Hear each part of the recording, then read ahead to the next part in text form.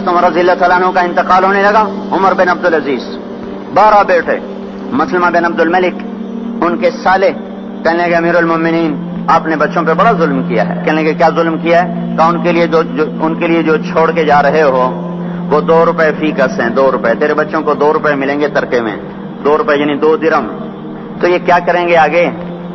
ان کا تو نے کچھ نہ بنایا۔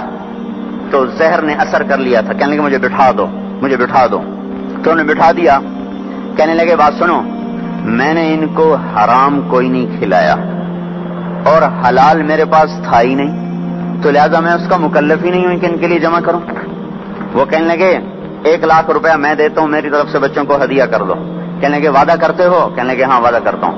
کہنے لگے اچھا ایسا کرو، جہاں جہاں سے ظلم اور رشوت سے تم نے یہ پیسہ اکٹھا کیا نا، ان لوگوں کو واپس کر دو، میرے بچوں کو تمہارے پیسے کی ضرورت کوئی نہیں۔ پھر کہا میرے بچوں کو بلاؤ، وہ سب کو بلا لیا۔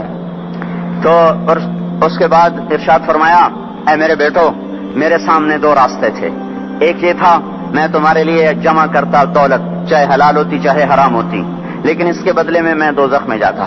دوسرا راستہ یہ تھا میں تمہیں تقویٰ سکھاتا، اللہ سے لینا سکھاتا، خود جنت میں جاتا۔ میرے بچوں، میں تمہارا باپ دوزخ کی آگ نہیں برداشت کر سکتا، لہذا میں نے تمہیں حرام نہیں کھلایا نہ حرام جمع کیا، میں نے تمہیں دوسرا راستہ سکھا دیا ہے تقوی والا۔ جب کبھی ضرورت ہو میرے اللہ سے مانگنا، میرے اللہ کا وعدہ ہے وَهُوَ يَتَوَلَّى الصَّالِحِينَ کہ میں نیکوں کا دوست ہوں، نیکوں کا والی ہوں۔ اگر پھر اپنے ثالثے کا مسلمہ، اگر یہ میرے بیٹے نیک رہے تو اللہ انہیں ضائع نہیں کرے گا، اور اگر یہ نافرمان ہوئے تو مجھے ان کی ہلاکت کا کوئی غم کوئی نہیں ہے۔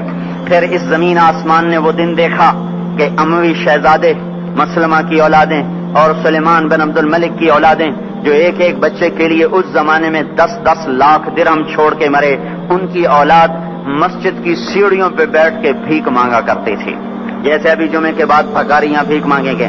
اور عمر بن عبدالعزیز کی اولاد وہ ایک ایک مجلس میں 100 گھوڑے اللہ کے نام پہ خیرات کیا کرتے تھے۔